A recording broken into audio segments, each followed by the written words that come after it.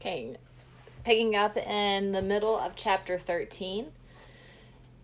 Hang on, said Ron, who had approached cautiously and was looking over Harry's shoulder.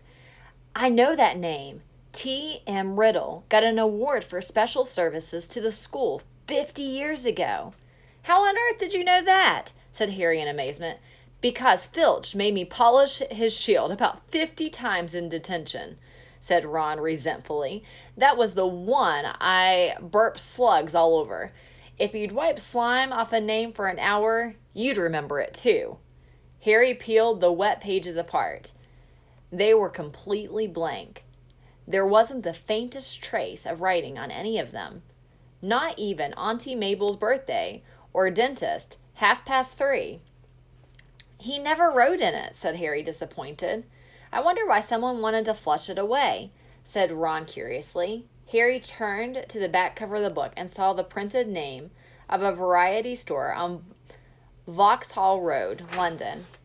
He must have been Muggle born, said Harry thoughtfully, to have bought a diary from Vauxhall Road. Well, it's not much use to you, said Ron. He dropped his voice. 50 points if you can get it through Myrtle's nose. Harry, however, pocketed it. Hermione left the hospital wing, de-whiskered, tailless, and fur-free, at the beginning of February. On her first evening back in the Gryffindor Tower, Harry showed her T.M. Riddle's diary and told her the story of how they found it. Ooh, it might have hidden powers, said Hermione enthusiastically, taking the diary and looking at it closely. If it has, it's hiding them very well, said Ron. Maybe it's shy. I don't know why you don't chuck it, Harry. I wish I knew why someone did try to chuck it, said Harry. I wouldn't mind knowing how Riddle got an award for special services to Hogwarts either.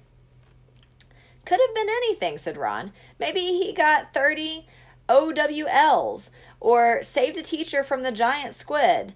Maybe he murdered Myrtle. That would have done everyone a favor.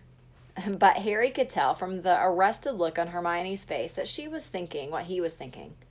What? Said Ron, looking from one to the other. Well, the Chamber of Secrets was open 50 years ago, wasn't it? He said. That's what Malfoy said. Yeah? Said Ron slowly.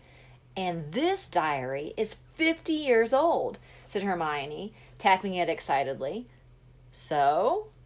Oh, Ron, wake up, snapped Hermione. We know the person who opened the chamber last time was expelled 50 years ago. We know T.M. Riddle got an award for special services to the school 50 years ago. Well, what if Riddle got his special award for catching the heir of Slytherin? His diary would probably tell us everything, where the chamber is and how to open it, and what sort of creatures live in it. The person who's behind the attacks this time wouldn't want that lying around, would they? That's a brilliant theory, Hermione, said Ron, with just one tiny little flaw. There's nothing written in his diary. But Hermione was pulling her wand out of her bag. It might be invisible ink, she whispered. She tapped the diary 3 times and said, Opricium! Nothing happened. Undaunted, Hermione shoved her hand back into her bag and pulled out what appeared to be a bright red eraser. It's a revealer. I got it in Diagon Alley, she said. She rubbed hard on January 1st. Nothing happened. I'm telling you, there's nothing to find in there, said Ron. Riddle just got a diary for Christmas and couldn't be bothered filling it in. Harry couldn't explain, even to himself, why he didn't just throw Riddle's diary away. The fact was that even though he knew the diary was blank, he kept absent-mindedly picking it up and turning the pages as though it were a story he wanted to finish. And while Harry was sure he had never heard the name T.M. Riddle before, it still seemed to mean something to him. Almost as though Riddle was a friend he'd had when he was very small and had half forgotten. But this was absurd. He'd never had friends before Hogwarts. Dudley had made sure of that. Nevertheless, Harry was determined to find out more about Riddle. So next day at break, he headed for the trophy room to examine Riddle's special award, accompanied by an interested Hermione and a thoroughly unconvinced Ron, who told them he'd seen enough of the trophy room to last him a lifetime. Riddle's burnished gold shield was tucked away in a corner cabinet. It didn't carry details of why it had been given to him. Good thing, too, or it'd be even bigger, and I'd still be polishing it, said Ron. However, they did find Riddle's name on an old medal for magical merit, and on a list of old head boys.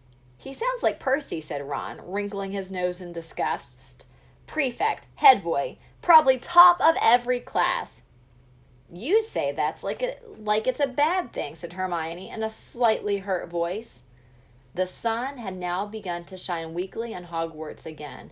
Inside the castle, the mood had grown more hopeful. There had been no more attacks since those on Justin and nearly Headless Nick, and Madame Pomfrey was pleased to report that the mandrakes were becoming moody and secretive, meaning that they were fast leaving childhood. The moment their acne clears up, they'll be ready for repotting again, Harry heard her telling Filch kindly one afternoon, and after that it won't be long until we're cutting them up and stewing them. You'll have Mrs. Norris back in no time. Perhaps the heir of Slytherin had lost his or her nerve, thought Harry. It must be getting riskier and riskier to open the Chamber of Secrets, with the school so alert and suspicious. Perhaps the monster, whatever it was even now settling itself down to hibernate for another 50 years. Ernie Macmillan of Hufflepuff didn't take this cheerful view. He was still convinced that Harry was the guilty one and that he had given himself away at the dueling club. Peeves wasn't helping matters. He kept popping up in the crowded corridor singing, "Oh, Potter, you rotter!" now with a dance routine to match. Gilderoy Lockhart seemed to think he himself had made the attack stop. Harry overheard him telling Professor McGonagall so, while the Gryffindors were lining up for transfiguration. "I don't think there will be any more trouble, Minerva," he said, tapping his nose knowingly and winking. "I think the chamber has been locked for good this time. The culprit must have known it was only a matter of time before I caught him. Rather sensible to stop now, before I came down hard on him." "You know, what the school needs now is a morale booster. Wash away the memories of the last term. I won't say any more just now, but I think I know just the thing." He tapped his nose again and strode off. Lockhart's idea of a morale booster became clear at breakfast time on February 14th. Harry hadn't had much sleep because of a late-running Quidditch practice the night before, and he hurried down to the Great Hall, slightly late. He thought for a moment that he'd walked through the wrong doors. The walls were all covered with large, lurid pink flowers. Worse still, shaped heart confetti was falling from the pale blue ceiling. Harry went over to the Gryffindor table, where Ron was sitting, looking sickened, and Hermione seemed to have been overcome with giggles. "What's going on?" Harry asked them, sitting down and wiping confetti off his bacon. Ron pointed to the teacher's table, apparently too disgusted to speak. Lockhart, wearing lurid pink robes to match the decorations, was waving for silence. The teachers, on either side of him, were looking stony-faced. From where he sat, Harry could see a muscle going in Professor McGonagall's cheek. Snape looked as though someone had just fed him a large beaker of Skelegro. "Happy Valentine's Day!" Lockhart shouted. "And may I thank the 46 people who have so far sent me cards. Yes, I have taken the liberty of arranging this little surprise for all of you. And it doesn't end here." Lockhart clapped his hands, and through the doors to the entrance hall marched a dozen surly-looking dwarfs. Not just any dwarfs, however. Lockhart had them all wearing golden wings and carrying harps. "My friendly card-carrying cupids," beamed Lockhart. "They will be roving around the school today delivering your valentines. And the fun doesn't stop here. I'm sure my colleagues will want to enter into the spirit of the occasion. Why not ask Professor Snape to show you how to whip up a love potion? And while you're at it, Professor Flitwick knows more about entrancing enchantments than any wizard I've ever met. The sly old dog." Professor Flitwick buried his face in his hands. Snape was looking as though the first person to ask him for a love potion would be force-fed poison. "Please, Hermione, Tell me you weren't one of the 46, said Ron, as they left the Great Hall for their first lesson. Hermione suddenly became very interested in searching her bags for the schedule and didn't answer. All day long, the dwarfs kept barging into their classes to deliver valentines, to the annoyance of the teachers, and late that afternoon, as the Gryffindors were walking upstairs for charms, one of the dwarfs caught up with Harry. "Oi, you! Harry Potter?" shouted a particularly grim-looking dwarf, elbowing people out of the way to get to Harry. Hot all over the thought of being given a valentine in front of a line of first years, he happened to include Ginny Weasley. Harry tried to escape. The dwarf, however, cut his way through the crowd by kicking people's shins and reached him before he'd gone 2 paces. "I've got a musical message to deliver to Harry Potter in person," he said, twanging his harp in a threatening sort of way. "Not here," Harry hissed, trying. "Stay still," grunted the dwarf, grabbing hold of Harry's bag and pulling him back. "Let me go," Harry snarled, tugging. With a loud ripping noise, his bag split in 2. His books, wand, parchment, and quill spilled onto the floor, and his ink bottle smashed over everything. Harry scrambled around, trying to pick it all up before the dwarf started singing, causing something of a holdup in the corridor. "What's going on here?" came the cold, drawling voice of Draco Malfoy. Harry started stuffing everything feverishly into his ripped bag, desperate to get away before Malfoy could hear his musical valentine. "What's all the commotion?" said another familiar voice as Percy Weasley arrived. Losing his head, Harry tried to make a run for it, but the dwarf seized him around the knees and brought him crashing to the floor. "Right," he said, sitting on Harry's ankles. "Here's your singing valentine. His eyes are as green as a fresh pickled toad. His hair is as dark as a blackboard. I wish he was mine. He's really divine, the hero who conquered the Dark Lord." Harry would have given all the gold and Gringotts to evaporate on the spot. Trying vigilantly to laugh along with everyone else, he got up, his feet numb from the weight of the dwarf, as Percy Weasley did his best to disperse the crowd, some of whom were crying with mirth. "Off you go, off you go. The bell rang 5 minutes ago. Off to class now," he said, shooing some of the younger students away.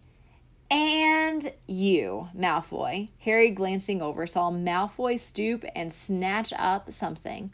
Leering, he showed it to Crabbe and Goyle, and Harry realized that he'd got Riddle's diary. "Give that back," said Harry quietly. "Wonder what Potter's written in this," said Malfoy, who obviously hadn't noticed the year on the cover and thought he had Harry's own diary. A hush fell over the onlookers. Ginny was staring from diary to Harry, looking terrified. "Hand it over, Malfoy," said Percy sternly. "When I've had a look," said Malfoy, waving the diary tauntingly at Harry. Percy said, "As a school prefect," but Harry had lost his temper. He pulled out his wand and shouted, "Expelliarmus!" And just as Snape had disarmed Lockhart, so Malfoy found the diary shooting out of his hand into the air. Ron, grinning broadly, caught it. "Harry," said Percy loudly, "no magic in the corridors. I'll have to report this, you know." But Harry didn't care. He was one up on Malfoy, and that was worth 5 points from Gryffindor any day. Malfoy was looking furious, and as Ginny passed him to enter the classroom, he yelled spitefully after her, "I don't think Potter liked your valentine much." Ginny covered her face with her hands and ran into class. Snarling, Ron pulled out his wand too, but Harry pulled him away. Ron didn't need to spend the whole of Charms belching slugs. It wasn't until they had reached Professor Flitwick's class that Harry noticed something rather odd about Riddle's diary. All his other books were drenched in scarlet ink. The diary, however, was as clean as it had been before the ink bottle had smashed all over it. He tried to point this out to Ron, but Ron was having trouble with his wand again.